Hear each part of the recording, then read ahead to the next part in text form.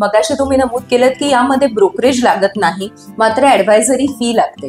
तर ही advisory fee नेमकी किती असते, कोणत्या पोर्टफोलिओवरती? म्हणजे जर आज आपण 5 लाख इन्व्हेस्ट केले, त्या 5 लाखाचे समजा 15 लाख झाले, तर ही फी किती अमाऊंट वरती लागली जाते, याविषयी थोडं आम्हाला सांगा. चांगला प्रश्न आहे हा.